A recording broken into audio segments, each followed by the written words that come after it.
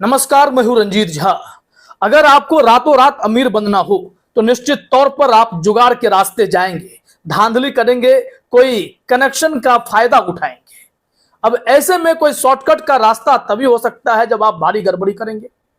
दरअसल इतनी सारी बातें मैंने सिर्फ इसलिए कही हैं कि गौतम अडानी के मामले में इस वक्त सुप्रीम कोर्ट में एक ऐसा हलफनामा दायर किया गया है और इसमें ऐसे ऐसे खुलासे किए गए हैं जिसे जानने के बाद सबके होश उड़ जाएंगे। हम सब आप उछल पड़ेंगे कि गौतम अडानी कैसे 600 से ऊपर के रैंकिंग पर खड़े थे अमीरों की सूची में, वो दुनिया के दूसरे सबसे अमीर व्यक्ति बन बैठे। और हिंडनबर्ग ने जब खुलासा किया तो इसको झूठा बता रहे थे।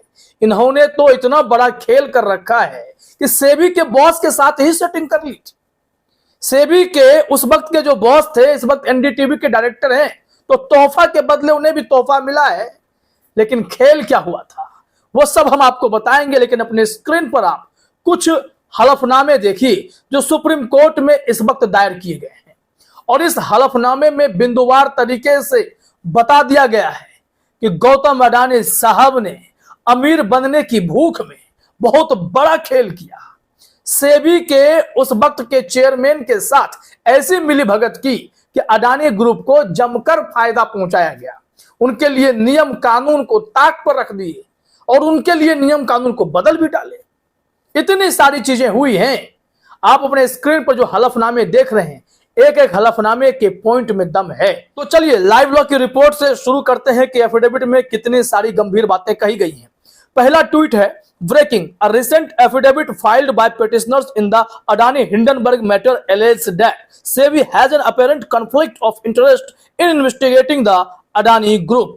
यहां पर कहा जा रहा है कि अडानी ग्रुप के मामले में जांच करने के लिए सेबी के सामने हितों के टकराव की स्थिति है। तो सेबी ने क्या ही जांच की होगी, यहां पर एक एफिडेविट में बिंदु नंबर 15 से ऊपर बताया गया है। SEBI has a conflict of interest in investigating violations of law committed by Adani Group।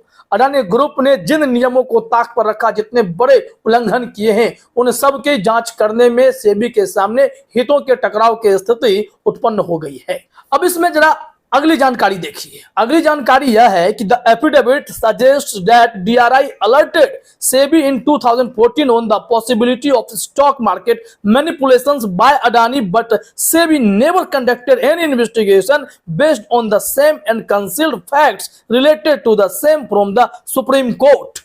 यहां पर लाइव लॉ ने उस एफिडेविट के हवाले से कहा है कि सेबी ने सुप्रीम कोर्ट से तो फैक्ट छुपाया ही छुपाया, यहां तक कि डीआरआई ने जो 2014 में अलर्ट सेबी के पास पहुंचाया था कि अडानी ग्रुप स्टॉक मैनिपुलेशन कर रहा है, इस पर जांच की जाए, तो सेबी उस मामले पर कोई एक्शन नहीं लेते हुए चुपचाप से सो ही गया, समझ लीजिए। यहां पर एफिडेविट में भी लिखा हुआ है, SEBI has concealed January 2014 DRI alert about Adani having siphoned off money and invested them in Adani listed companies through entities based in Dubai and Mauritius। इसमें बताया गया है कि कैसे एफपीआई के जरिए ये पैसे अपने कंपनी में डाल रहे थे, स्टॉक मैनिपुलेट हो रहा था, शेयर खरीदे जा रहे थे, बड़े बड़े खेल थे और इस अलर्ट को भी सेबी पचा गया, कोई एक्शन नहीं लिया। तो बताइए आप क्या कहेंगे। और सेबी के उस वक्त डायरेक्टर कौन थे? यूके सिन्हा साहब। यूके सिन्हा यहां पर आते हैं अगले ट्वीट में और अगले एफिडेविट में। यहां कहा जा रहा है कि the affidavit filed in the Adani Hindenburg matter has also alleged that SEBI brought a series of amendments to the SEBI Act only to benefit Adani। SEBI not only slept over the matter but it brought about series of amendments only to benefit Adani। यहां पर कहा जा रहा है कि इस affidavit में दावा किया गया है कि अडानी के केस में ना सिर्फ सेबी ने उन्हें फायदा पहुंचाने के लिए कई सारे अमेंडमेंट कर दिए, कई सारे नियम कानून को बदल डाले, उसके अलावा अडानी को फायदा होते रहे तो उस पर कोई एक्शन जो डीआरआई का अलर्ट आया था ना लेते हुए चुपचाप से सेबी सो गया। यानी कि उन्हें कोई फर्क नहीं पड़ा कि डीआरआई ने उन्हें क्या जानकारी पहुंचाई है। इसमें लिखा हुआ है, SEBI not only slept over the matter but it brought about series of amendments only to benefit Adani. ये कोट किया हुआ सेंटेंस हमने आपको पढ़ के भी बताया, एफिडेविट में भी ये बात लिखा हुआ है 27 नंबर पॉइंट में। अब आइए उस मुद्दे पर जिसमें यूके सिन्हा को एनडीटीवी में डायरेक्टर बनाने जैसा तोहफा मिला है। लाइव लॉ ने लिखा है, the recent affidavit filed in the Adani Hindenburg matter alleged that mister UK Sinha, SEBI chairperson in 2014, did not act on a DRI alert against Adani and instead closed investigation against him. It adds that Sinha is now a non-executive independent director chairperson of NDTV. इसमें भी affidavit लगाया गया है, वही सारी बातें लिखी भी गई हैं यहाँ पर, और कहा जा रहा है कि इसी एफिडेविट में कहा गया है, अडानी हिंडनबर्ग मैटर में जो एफिडेविट फाइल हुआ है, हलफनामा, उसमें कहा गया है यूके सिन्हा 2014 में सेबी के चेयरमैन थे और उस वक्त उन्होंने अडानी के केस पर कोई जांच नहीं की, उलट उनकी फाइल ही बंद कर दी, किस पर कोई जांच होगी नहीं। और बाद में अडानी साहब ने उन्हें तोहफा दिया है, वो एनडीटीवी के नॉन एग्जीक्यूटिव डायरेक्टर हैं, चेयरपर्सन हैं। तो ये गौतम अडानी के लिए जो भी किया गया उसके बदले में उन्हें फायदा मिल गया। वो एक कुर्सी से निकले, दूसरी बड़ी कुर्सी पर जाकर बैठ गए। वही एनडीटीवी जो रवीश कुमार के नाम से जानी जाती रही, जो राधिका रॉय प्रणव राय की एनडीटीवी हुआ करती थी, उस एनडीटीवी को गौतम अडानी ने सत्ता के इशारे पर हथिया लिया और अब सत्ता का भजन वहां गाया जाता है। इस मामले में हम आपको यह भी बताएंगे कि कौन कौन से अमेंडमेंट किए गए थे जिसके बाद अडानी को बड़ा फायदा हो गया था। एफपीआई वाला भी मामला है, वो भी हम आपको बताते हैं। लाइव लॉ ने लिखा है कि सेबी ने अडानी को फायदा पहुंचाने के लिए कई संशोधन किए हैं।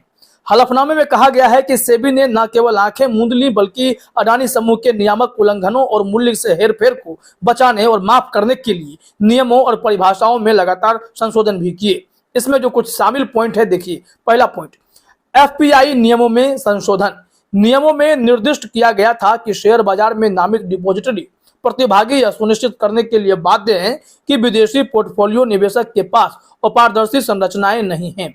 इसे 2018 में सेबी द्वारा संशोधित किया गया था, जिसके तहत अंतिम लाभकारी मालिकों को पीएमएलए 2002 के तहत परिभाषित लाभकारी मालिक के समान अर्थ के लिए फिर से परिभाषित किया गया था। इसके बाद 2019 में एफपीआई नियमों में अपारदर्शी संरचना खंड इसे पूरी तरह से खत्म कर दिया गया और इसकी जगह पीएमएलए के तहत सभी आवश्यकताओं का अनुपालन कर दिया गया। यानी कि वही मामला जिसको लेकर अडानी पर सवाल खड़े हुए कि एफपीआई से पैसा किसका आ रहा है, इसी नियमों में संशोधन के चलते वो पता नहीं चल पा रहा था। और जब सेबी के गले की हड्डी बात बनती चली गई तो सेबी ने एक नोटिस जारी कर दिया। तो हमें इंफॉर्मेशन चाहिए कि एफपीआई का असली मालिक कौन है, कहां से पैसा आ रहा है, स्रोत क्या है। जो पेरेंट मालिक के बारे में वो लोग जानना चाहते हैं, उसमें भी जानकारी उन्हें मिल नहीं पाई है, ऐसा ही सुप्रीम कोर्ट में कहा गया है। हम आपको यहाँ यह भी बताएंगे कि सुप्रीम कोर्ट में जो बातें इन लोगों ने बताई हैं, सेबी की तरफ से रिपोर्ट दायर हुई है, इसमें से सेबी कहीं भी निष्कर्ष पर नहीं पहुंचा है।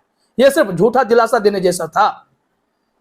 पॉइंट नंबर 2 में कहा गया है कि एलओडीआर में संशोधन। सेबी एलओडीआर सूचीबद्धता, दायित्व और प्रकटीकरण आवश्यकता ने संबंधित पक्ष को कंपनी अधिनियम की धारा 276 के तहत वही अर्थ के रूप में परिभाषित किया था।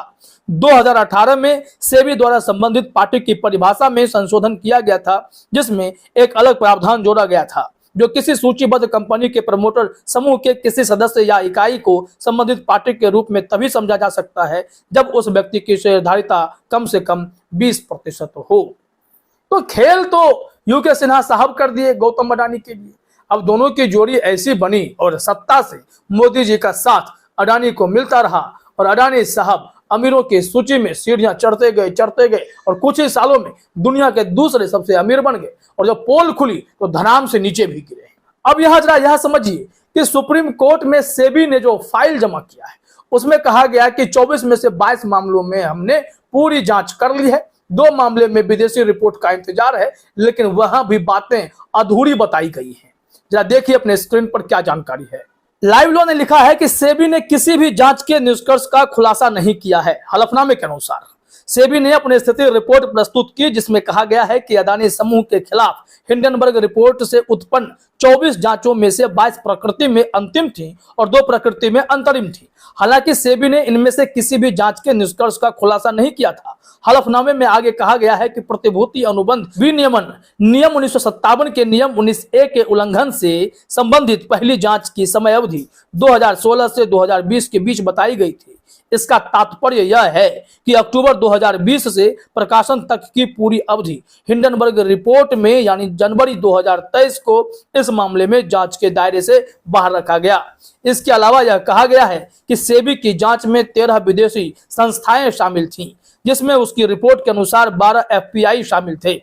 हालांकि सेबी 12 एफपीआई के आर्थिक हित वाले शेयरधारकों को स्थापित करने में असमर्थ रही थी, क्योंकि उनकी संस्थाएं टैक्स हेवन क्षेत्राधिकार में स्थित थीं। तो इससे क्या हो जा रहा है कि सेबी ने सुप्रीम कोर्ट में बस कोटा पूरा करने के लिए, कोरम पूरा करने के लिए हमने जांच कर ली है, ये रिपोर्ट रही, 2 मामले में और आएगा, आपको दे देंगे, आप देख लीजिए। लेकिन सच्चाई यह है कि सेबी ने इस मामले में जांच ठीक से की ही नहीं है। हितों के टकराव की स्थिति है तो जांच कैसे करेंगे? अब जो यह एफिडेविट दायर की गई है सुप्रीम कोर्ट में, इससे गौतम अडानी की नींद उड़ चुकी है। गौतम अडानी भी अब सोच रहे होंगे अब तो नैया डूबने वाली है। लेकिन जरा ध्यान रहे, संरक्षण अगर उन्हें साहिब का प्राप्त है तो सेठ जी के लिए अभी भी राहें उतनी मुश्किल हो नहीं सकती, बच जाएंगे साहिब। लेकिन सच्चाई तो दुनिया के सामने आनी ही चाहिए कि कोई अमीर बनने के लिए किस हद तक जा सकता है। फिलहाल इस वीडियो में इतना ही। आप सभी का हमसे जुड़ने के लिए बहुत बहुत धन्यवाद।